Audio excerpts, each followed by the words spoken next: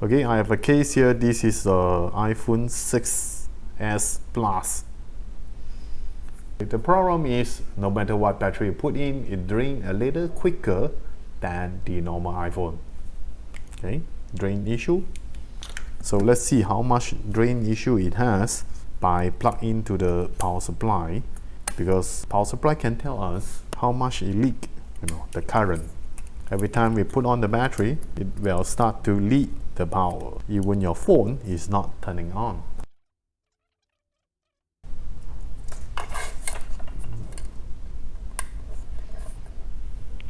Okay, inject. Now I'm in about 3.7. The leaking is very minimal. Okay, it's so little.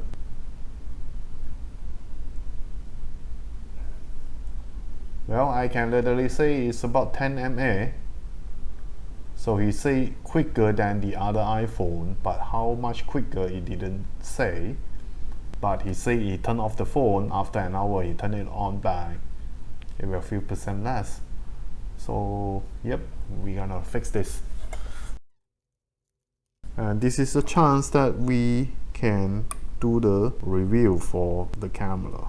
So why do I open this side of the sticker? It is because most of the problem in this generation, they are either the negative IC, this one, see, or the TriStar itself. Okay, one of it, the common issue. So as you can see, this negative 2G IC, it is a little bloated, but it's hard to notice from the camera. Okay, but with my own eyes, look at the microscope, I can see here, not only it has a little burn mark, okay, the IC is a little bloated in here. Also, the sticker can tell us, okay, it has a burn mark. This is what we call a burn mark. Okay, this is your evidence of the problem is on there. But what if you don't have the sticker, someone already has removed it, and someone clean here and you don't notice anything? Okay, so this is the time that we use the thermal camera. First, I'm going to show you if I use the SICK Compact Pro, it will notice the problem in here by doing the blinking technique. Just turn the voltage high, low, like that. Okay, so now I'm going to show you the SICK Compact Pro. How clear is it when we're looking at the leaking of 10 mA? The heat usually comes from lower side, beneath the IC. I will do the blinking technique now. And then off.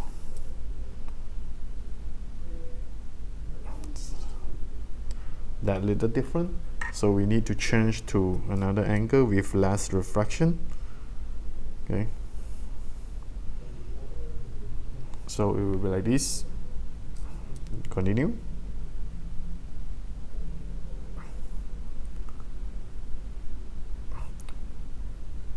See that? The difference is that little.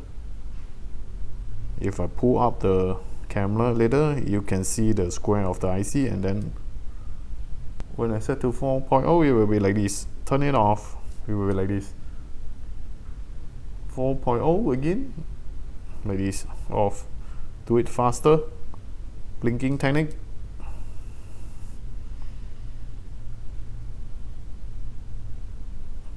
Hard to notice, huh? The quality is a little bad. If you don't have enough experience, you might not able to notice this IC is the problem. Okay, if you don't have other evidence such as the sticker I removed just now.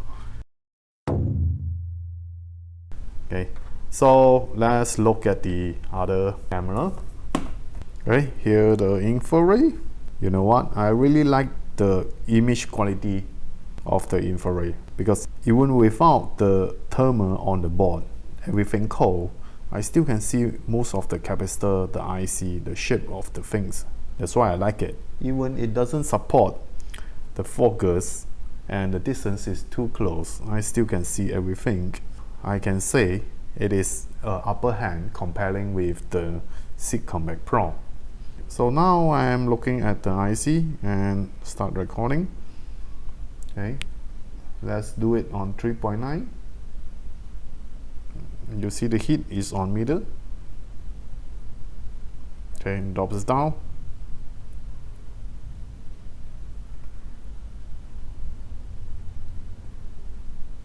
Okay.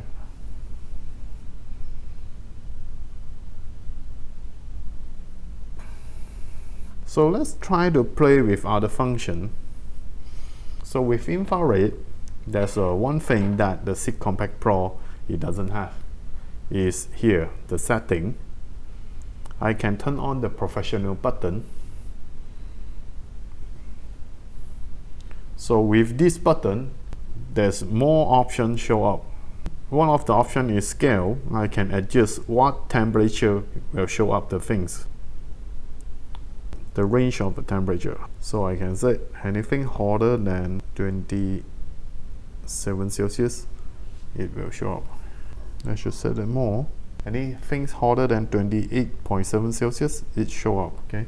So with a proper scaling, I can immediately notice the problem.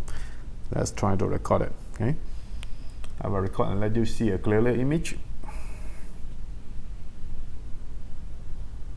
See, the heat is from middle. Now I reach 3.9. He already show up that obvious. Turn it off. It is gone.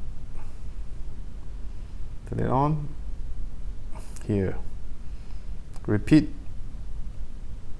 Blinking technique.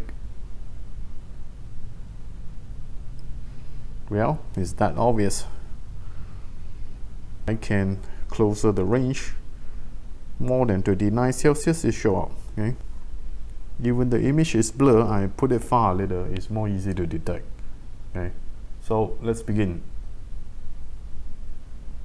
3.7, immediately one section get heat up. Turn it off. Yep, good.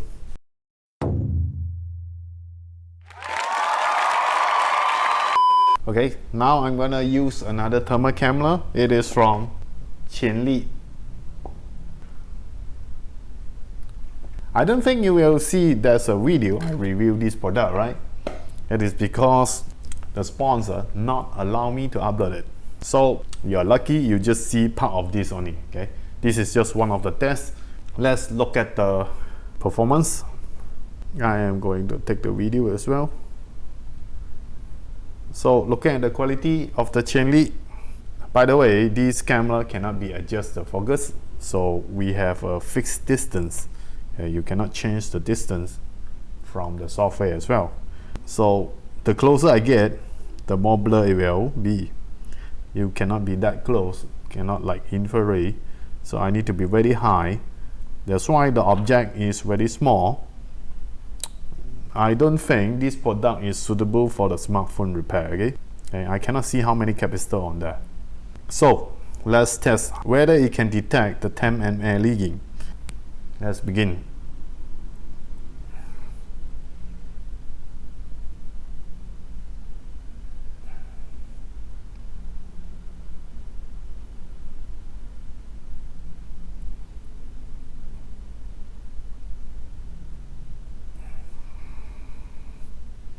I'm gonna change to another angle, give him another chance. Okay, this.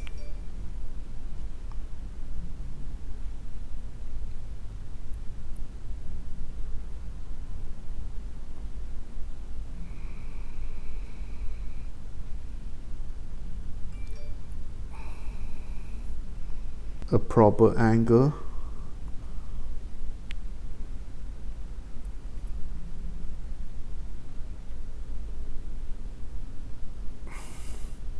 So after I set to 3.9 and drops down, nothing changed.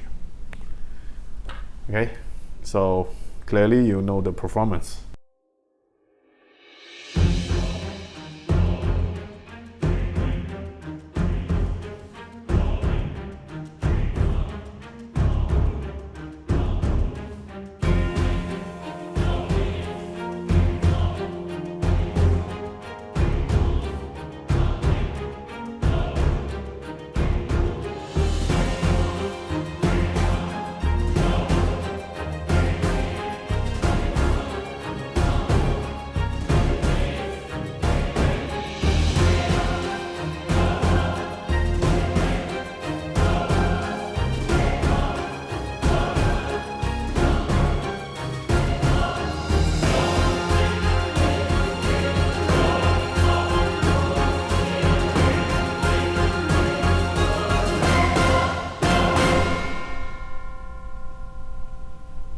Okay, no leaking anymore.